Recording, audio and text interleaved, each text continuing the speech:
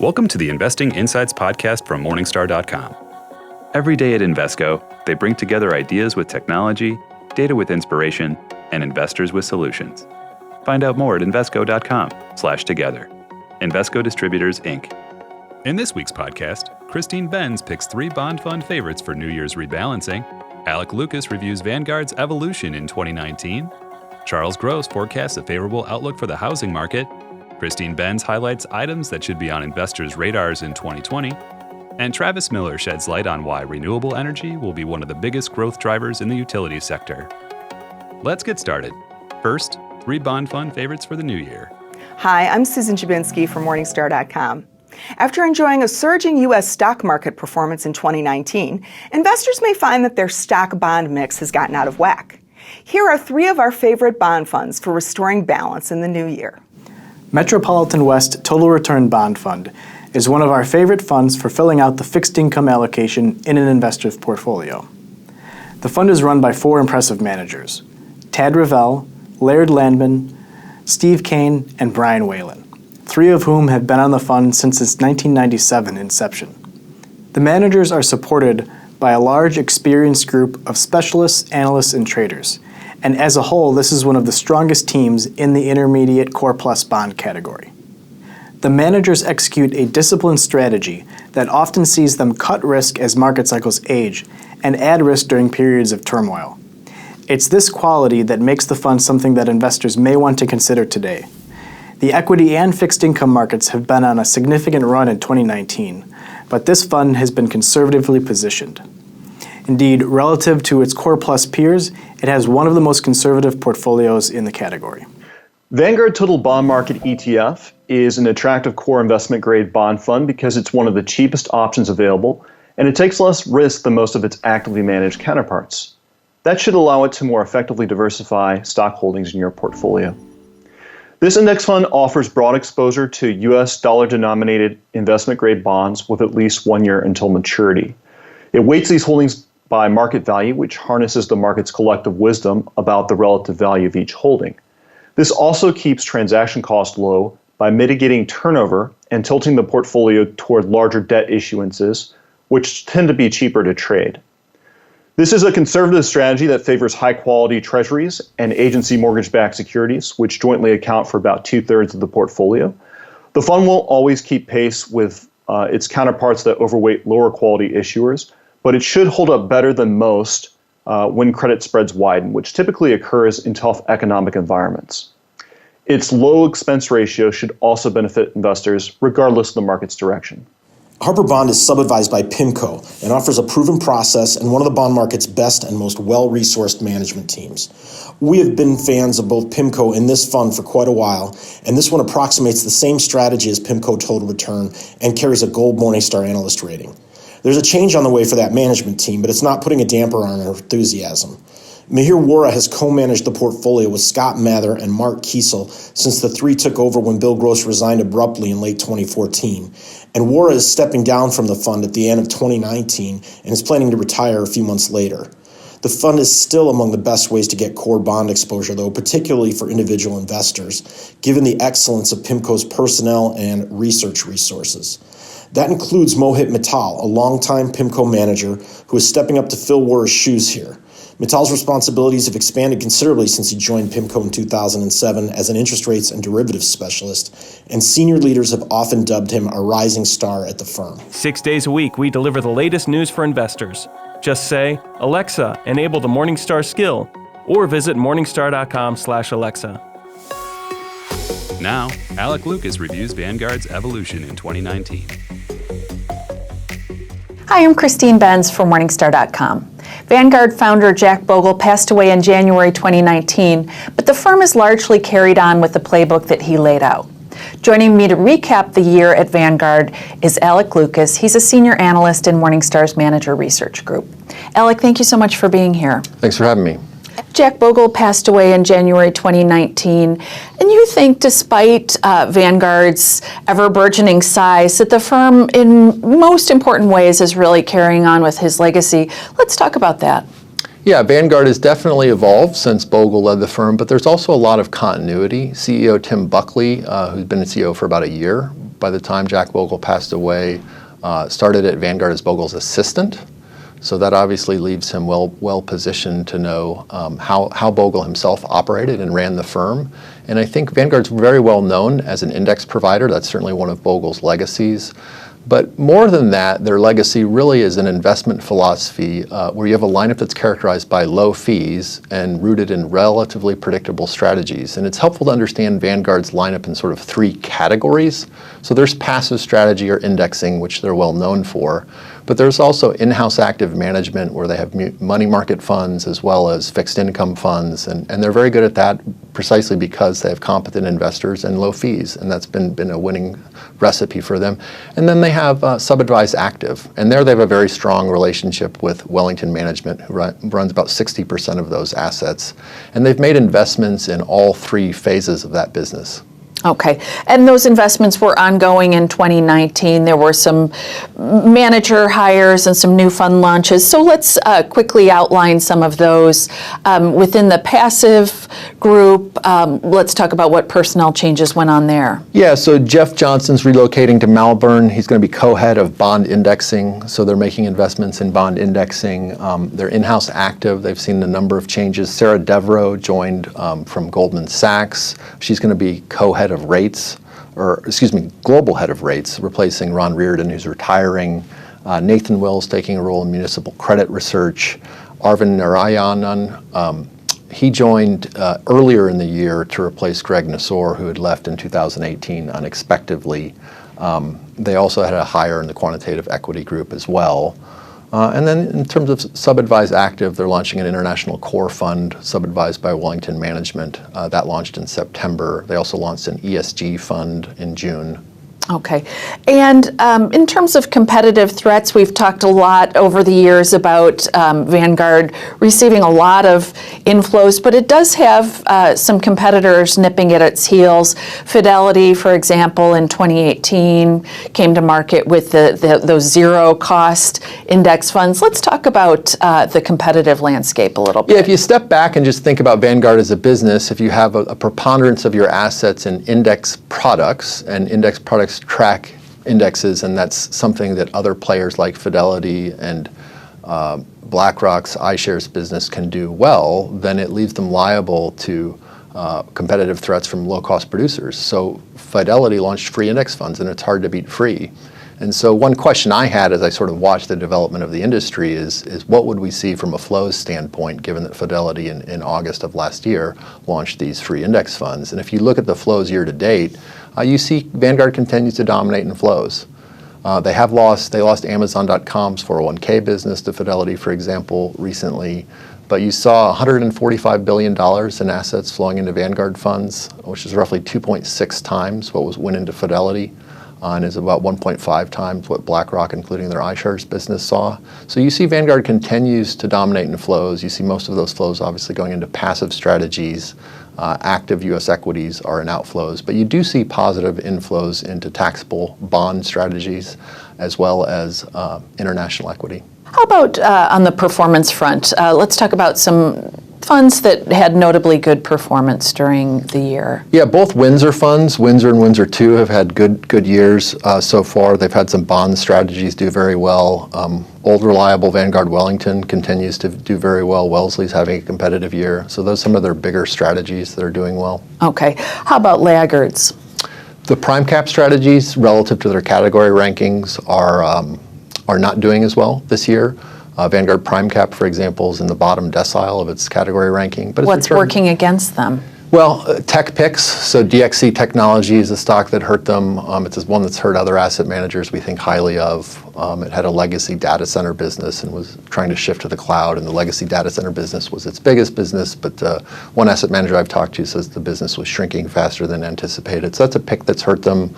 Not owning Facebook and Vanguard Prime Cap hurt them. HP's hurt them. They owned a big chunk of Biogen stock across all their strategies, where there was an Alzheimer's drug that got pulled, and that stock dropped quite a bit, and then they just put it back on the market, so the stock did go back up. So that's hurt them. The value factor has really been out of favor, and even though PrimeCap as an asset manager is known for growth investing and is a growth investor, they can be very value-oriented when they build positions. And so it's not surprising that in this kind of market climate they would lag. But you have to put that lagging in context. I mean, Vanguard PrimeCap's returned over 20% year to date. So it's not a terrible year. No, not at all. Yeah. Okay, Alec, always great to get your perspective. Thank you so much for being here. Thank you. Thanks for watching. I'm Christine Benz for Morningstar.com. Watch all the Morningstar content you love from your living room. Download the Morningstar Roku channel and get up-to-date independent insights on today's markets. Be comfortable. Be informed. Next, Charles Gross forecasts a favorable outlook for the housing market. During the first half of this year, housing conditions were looking drab. Building activity contracted sharply, about 4.5%, as market participants started to get concerned about the trajectory of the global economy. However, everything got back on track during the second half, with starts up 7% through November. We think conditions remain favorable, which should sustain home building activity. First, home builders are optimistic. The public home builders are experiencing solid new order growth and have access to the land they need. Second, winter tends to free up labor to enable catch-up construction when resources are constrained as they are now. And third, financial conditions are decent. Falling interest rates has again made home ownership more attractive, while rents on vacant units have finally stopped climbing. These factors should allow more household formation. Looking to 2020, we have maintained our forecast of 1.3 million starts, gradually climbing thereafter toward our mid-cycle pace of 1.4 million units. Unfortunately, the rebound in housing activity has inflated valuations in the industries we cover. We think the market has overreacted to the sharp swing in housing market conditions, leaving every industry overvalued on average. Every day at Invesco, they bring together ideas with technology, data with inspiration, and investors with solutions. Find out more at Invesco.com/together. Invesco Distributors, Inc. Now, Christine Benz highlights items that should be on investors' radars in 2020. Hi, I'm Susan Jabinski for Morningstar. As 2020 dawns, what should investors have on their radars? Joining me to discuss that topic is Christine Benz. She's Morningstar's Director of Personal Finance. Christine, thank you for joining us today. Susan, it's great to be here. So let's take a step back and look at 2019 for a minute. It was a very good year for investors. Certainly was. And it had some volatility along the way, but was mostly placid and ended quite strongly. But you think that investors should brace themselves for a little bit of volatility going forward? I do, although I would say too, Susan, if we were having this conversation a year ago, I would have said the same thing, and yet it was pretty smooth sailing for investors in 2019. But I think 2020 could potentially be a little rockier for a couple of reasons. One is simply that we often see a little bit of reversion to the mean after a period of really strong market performance. Valuations are higher, which tends to make testing those new highs a little higher. We might see some volatility related to valuations and concerns about that. And then the elections, I think, are a wild card too, where we might see some volatility related to the news flow from elections. I think investors could be feeling a little bit skittish about that. So I do think that investors should not expect the smooth sailing to necessarily continue in 2020. So if I am expecting a little bit of volatility, what should we be thinking about or doing? I think it comes down to life stage. So I know that we have a lot of people who are retired or thinking about retirement who are regular visitors to Morningstar.com. For them, I think they want to be carefully thinking about de-risking their portfolios. Many people at this life stage have been, frankly, I think a little bit complacent because the market has been so good for so long. It's easy to forget how bad it felt when we last encountered serious market volatility. And the other thing is, as you get into drawdown phase from your portfolio where you're actually spending from it, the last thing you want to do is put yourself in a position where you are spending from assets that are simultaneously declining. So I like the idea of lining up at least a few years worth of living expenses in very liquid assets, and then kind of stepping out on the risk spectrum from there, lining up maybe another say 5 to 8 years worth of bonds in your portfolio. That way you're kind of building yourself a bulwark against needing to invade your equity assets. You're giving them a lot of lead time to recover if the market is volatile and if it goes down and stays down. For people who are much further for retirement, much younger people, I think they have less reason to be worried about volatility. In fact, if you're at that life stage, volatility is usually your friend. You want to try to figure out a way to increase your contributions to equities if they encounter a period of turbulence. And what about equity holdings? What should people be thinking out specifically with that portion of their portfolios? Well, I think it's a good time to give a relook at your portfolio's style box exposure. We've seen dramatic outperformance among the large growth names, the technology stocks, some of the high-flying healthcare stocks. They've performed really well. So even if you've been hands-off with your portfolio, probably seeing more concentration there simply because those holdings are taking up a larger share of your portfolio. Smaller stocks, value stocks generally haven't performed as well. International equities haven't performed as well as U.S. So in addition to taking a look at your portfolio's baseline asset class exposures, also assess the underlying exposures, the complexion of your equity holdings. Now, one story specifically with funds in 2019 was related to fees and the fee wars and zero-cost funds. What do you expect to see on the fee front? More of this in 2020? I think we will see more of it, Susan, because when you look at where flows are going, that's where the action is. It's all going into the very low cost, very plain vanilla products. So I think we'll continue to see the big providers, whether Vanguard, iShares, Schwab, Fidelity, they're all in the mix fighting for market share for these very big sort of broad market index funds that have been getting all the flows. So I think we'll continue to see fighting for fees there. And I think investors should stay mindful of that, but don't go chasing around for the very lowest cost product. As our colleague Ben Johnson has pointed out, really pay attention to how you are actually paying that firm for your services. You may be getting a great deal on your index funds and paying for it over in some other part of your account, the cash accounts, for example. So just keep an eye on the total picture of fees, but in general, I think we will see that pressure on fees. It's generally good for consumers, but remember that these companies are in business, and so they will be charging you somewhere. I think Ben said in an interview with you a couple of months ago, free is never really free. Exactly. So exactly. Remember that. And then there are some changes coming to the retirement planning landscape this year. What should investors be on the lookout for? Right. So Congress passed a package of retirement-related reforms at the end of 2019. A couple of the big ones affect required minimum distributions. So unless you turned 70 and a half in 2019, you'll be able to push your RMDs out until you're 72, which is a good development for affluent retirees who don't need their RMDs. We're also expecting to see more of what are called multiple employer plans come online.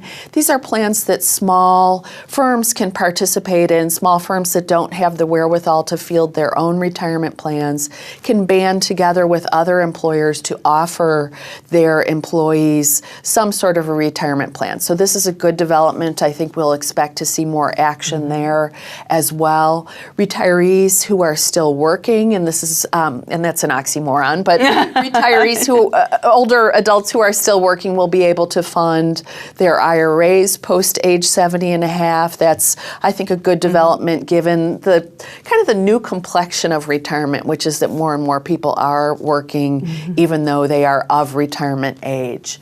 So those are some of the things to keep an eye on. We're also expecting to see some action in terms of company retirement plans offering annuities within the company retirement plan confines. I wouldn't expect to see really rapid uptake of this, but certainly when you look at the academic research about annuities, and these are the very plain vanilla, low-cost annuities, tend to be underutilized as a tool, especially among retirees who do not have pensions to rely upon because they're a source of lifetime income income. So watch that space. I think that this package, this legislation should have some significant repercussions for certain people who are thinking about retirement planning. Great. Well, happy 2020 to you, and happy investing. Happy 2020, Susan. Thank you. Thank you. I'm Susan Jabinski from Morningstar. Thank you for tuning in. Expand your investing horizons and look to the long term with Morningstar's new podcast, The Long View. Join hosts Christine Benz and Jeff Patak as they talk to influential leaders in investing, advice, and personal finance. Search for and subscribe to The Long View today. And lastly, Travis Miller sheds light on why renewable energy will be one of the biggest growth drivers in the utilities sector.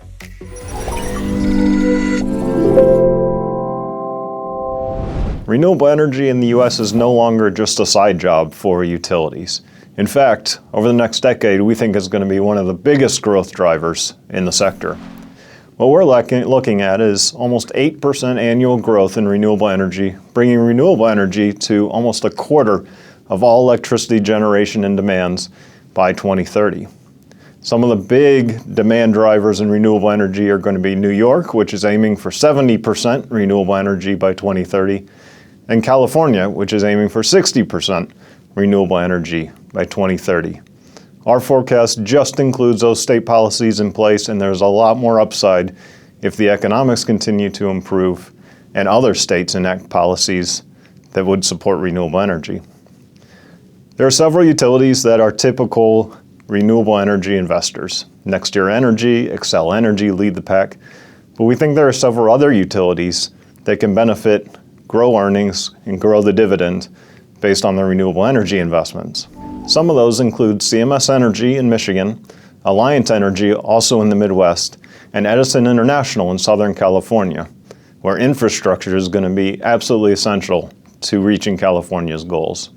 Utilities valuations are rich right now, but we still think there are many utilities that can benefit from the renewable energy investment growth that's coming over the next decade. That does it for this week's Investing Insights podcast for Morningstar.com. We're taking a brief holiday hiatus and will return to publishing on Friday, January 3rd. In the meantime, stay up to date with all of the latest Morningstar research and ratings by visiting Morningstar.com. From everyone here at Morningstar, thanks for listening.